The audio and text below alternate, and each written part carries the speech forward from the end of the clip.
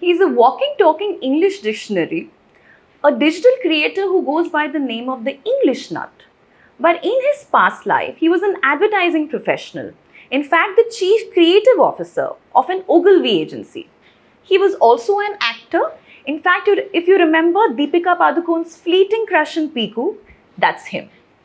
Now, recently, he's decided to publish a book called The Stories of Words and Phrases. So, meet the author, Sumanto Chattopadhyay. Hi, Neeta. It's lovely to be here with you. Sumanto, are you getting used to being introduced as an author as yet? Yeah, that feels really strange actually. I mean, in a very nice way. Because honestly, I never imagined myself as an author. But because I've been doing the English Nut for quite a few years, and the publisher Rupa saw that and approached me to convert that into a book in a sense. And so, so I wrote the book because it was commissioned. So even when it came out, it took me a while to realize that it's a big deal to be an author, because suddenly people, are treating me differently. Which is more respect, is it? Yeah, suddenly, okay, you're an author. So, I never looked at it like that, but clearly a lot of people do. Okay, I also have to tell you, I don't think I've been so conscious of my pronunciation. So if there is a slip up, please don't go all English Nut on me. Okay, sure. I know this is something that everyone tells me. When I was at Ogilvy, all my juniors used to say that they copy check their WhatsApp messages to me, which is not a bad thing, because, I abhor all those, those abbreviations and things like that. And especially when you've got predictive text, you don't need, you can write proper sentences. Before we come to your book, Sumanto, let me ask you, there have not been many advertising professionals who've turned to becoming content creators, especially from your generation, and that too full-time grammar Nazis. So tell me, how did you really crack the English Nut?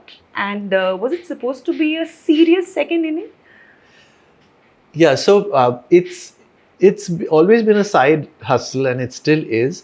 And the way it came about was due to a number of factors. One of them was that, I was at Ogilvy, and, Ogilvy is famous. My boss is famous for bringing in, Hindi heartland advertising.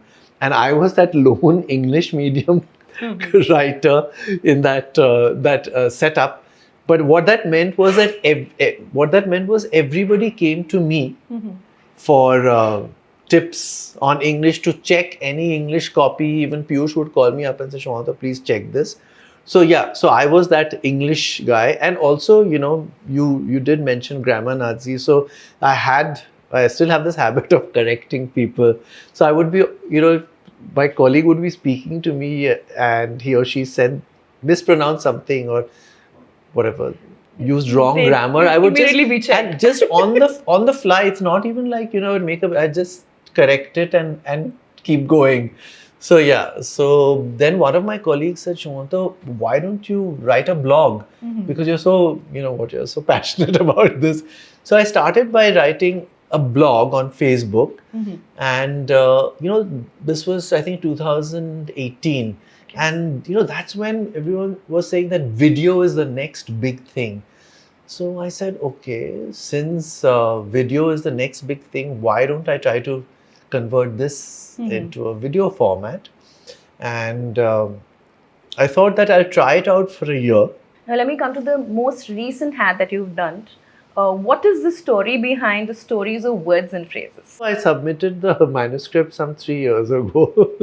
And the other thing was that I wrote 120,000 words, and then when I submitted it, they said, no, it can be a maximum of 60,000 words. So I actually have enough material for a second book. So now, from what I understand, the book is about, the stories behind phrases. So while you were researching, maybe there were one or two phrases that really were intriguing for you. Can you maybe talk about that?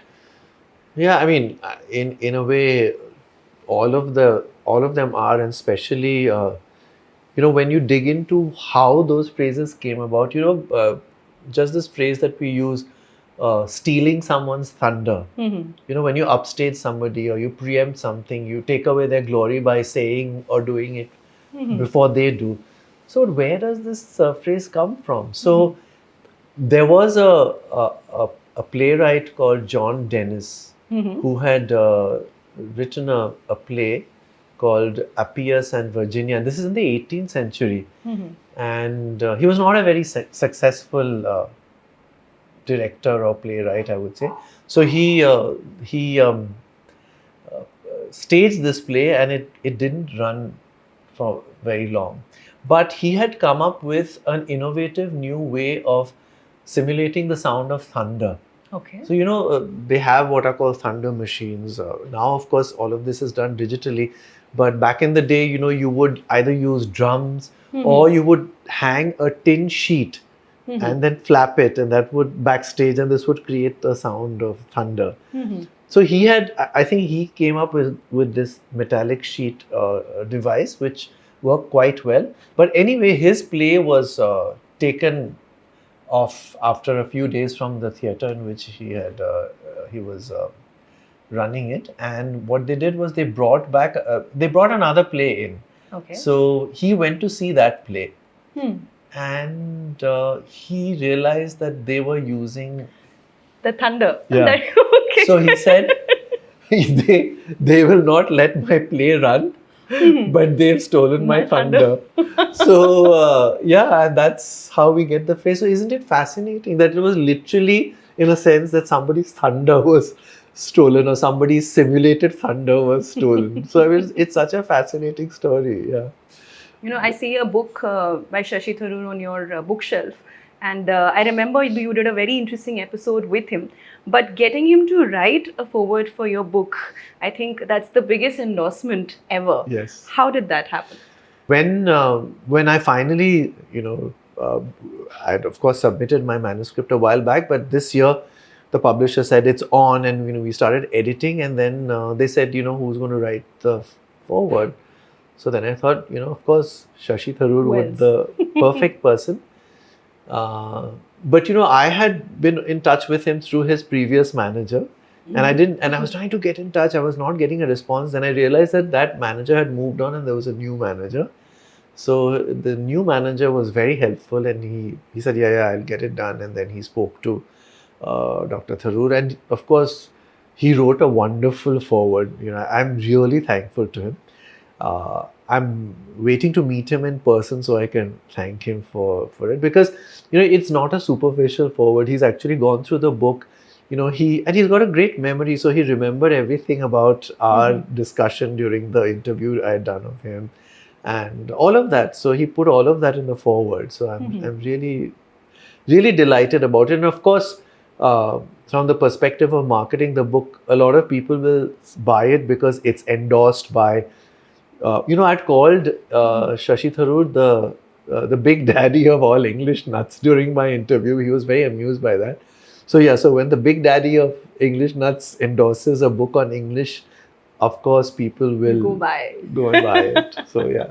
Now, I remember that episode. I think it was deeply gratifying for all the English language enthusiasts out there. But tell me, offline, was there a phrase or a word that he used that the English nut wasn't aware of? I gave him a quiz during that interview. So I asked him a lot of questions. What does this word mean? Or, which play of Shakespeare's does this phrase come from, and things like that.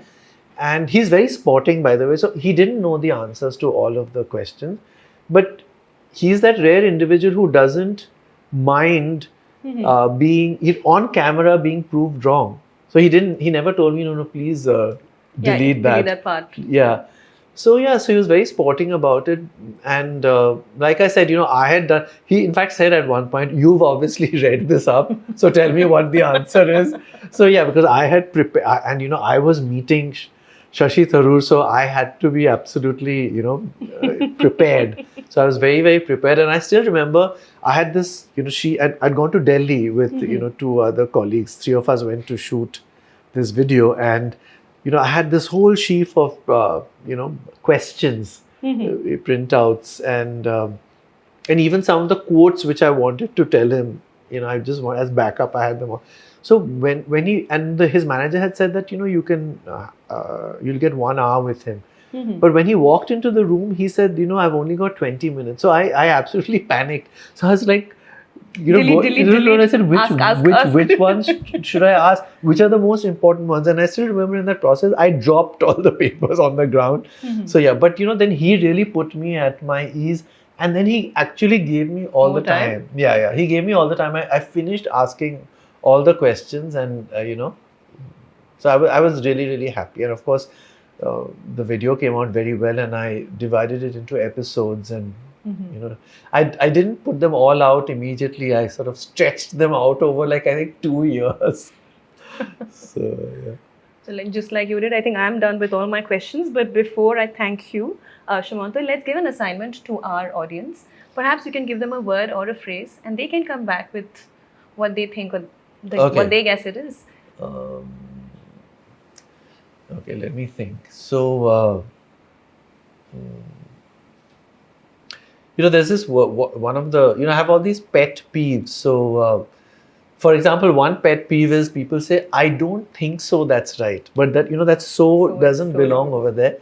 Or, the pronunciation of this word spelled Epitome. I invariably hear people pronouncing this wrong. And one more, which is very important in the world of advertising and marketing, is the word mnemonic. It's mnemonic and it's not pronounced mnemonic. And I find people writing it and pronouncing it as mnemonic. So my assignment to you is what's the correct spelling and what's the correct pronunciation? I just said it, but I find that everybody says it wrong and spells it wrong. Okay, we've given them some work there. So thank you so much, Sumanto. It was absolutely delightful talking to you. And I'm really looking forward to reading your book. It was a pleasure talking to you. And may I give you a copy of my book? Oh, my pleasure. Yeah. Yes. Please. So I will sign it and give it to you. Stories of words and phrases. So this is for you. Hopefully, I would not be so nervous while we leave next time.